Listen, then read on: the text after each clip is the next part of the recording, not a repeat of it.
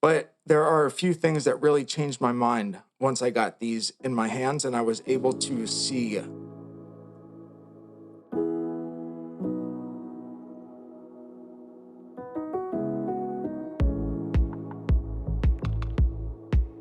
This is my newest pair of shoes from Acme Schumaker, and this is going to be a review about this pair of shoes, focusing on this pattern and the overall execution of this shoe. I want to talk about why I wasn't really in love with this shoe when I purchased it from Acme and how that all changed once I got these shoes unboxed and I was able to see them in person. I have two different versions of this shoe or of this pattern, and I want to do a comparison between those two and talk about what some of the common details and common features are that you see here, as well as what some of the nuanced differences are that make each of these unique. I'll start with my personal shoe here, and we'll talk about what it was that I wasn't really thrilled with when I first saw it. When I first started out collecting shoes or investing in shoes, I really wanted shoes that stood out. That was something that was really attractive to me at the time because I wanted to actually have everyone recognize the shoes that I got, even though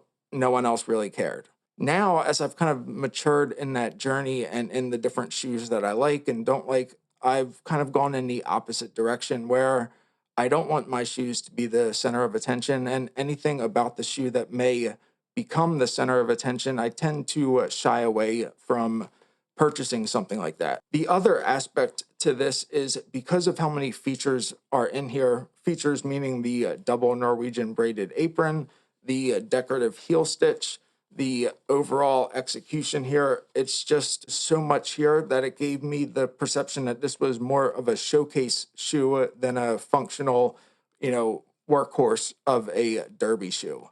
Now, that's just a perception. It's not factual in any means, but those are the main reasons that I wasn't really sold on this when I first saw it posted online. But there are a few things that really changed my mind once I got these in my hands and I was able to see how well some of these details were put together. Let's look at these two variations of this shoe. I'm going to start with the one that's made in the Peccary leather. As you can see, there are a number of commonalities that these two shoes share, and let's start with those. Both of these have the double Norwegian braided apron. They both have the derby lacing pattern versus the classic split toe or classic apron derby, which actually has like a blucher pattern.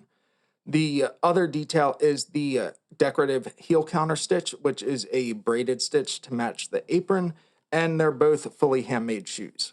Now, if we want to talk about some of the unique aspects or unique details that the pair here has, let's start with the construction. The Peccary shoe is made with a half Norwegian construction and a blind pegged waist. What that means is the front half of the shoe is constructed using the Norwegian construction method, and the waist is constructed using a blind pegged waist. So they're actually, attaching this with pegs like you'll see many shoemakers do. The other is the front half of the pattern where there's no split toe on this pair of shoes. The key difference with that is this is now made with two pieces of leather, whereas my pair is made with three pieces of leather on the vamp. So instead of having a piece here and a piece here and a piece on the vamp, this is one piece and then the vamp. Let's look at the last and the shape of the apron, which are two very important details to call out here. Each of these patterns has been built from the beginning, meaning they've been drafted out, they create the paper pattern, and they build that for the specific last and size of that last. The reason that that's important is because this apron is a completely different shape than the apron that's on my shoe. Acme is crafting that each time from the beginning, making sure each pattern is actually built for the specific last and size they are creating at that time. This is a fully hand-welded shoe. Looking at the actual split toe here, this is obviously created with a split toe versus the other one, which does not have the split toe. It's just an apron derby. Those, I think, are the two biggest distinctions between these. You have the Norwegian construction on the one with a blind pegged waist versus a fully hand-welded shoe. And while I do appreciate the contrast stitching, I think when doing the half Norwegian braided construction here with the contrast stitching that you see throughout the rest of the shoe. I think that's just a bit too bold for my taste at this point. If I was going to go with the Norwegian, I would probably do a 360-degree one, and it just creates a little more harmony in my eyes when I'm looking for something that's not going to be too attention grabbing. Obviously, there's nothing wrong with how this is constructed. It's just that I either prefer a 360-degree Norwegian, or I want a fully hand-welded shoe. The half just makes it a little too front heavy for my taste. Seeing this shoe in person for the first time, I really gained an appreciation for how subtle and elegant and well balanced all of these details that have been packed into this shoe are. At first, I thought the contrast stitching was a bit too much when you had the decorative heel and the double Norwegian apron combined with the hatch embossed shell Cordovan, but once I looked at this, I realized that those are all elements that are kind of like a push and a pull, and they're perfectly kind of balancing each other out.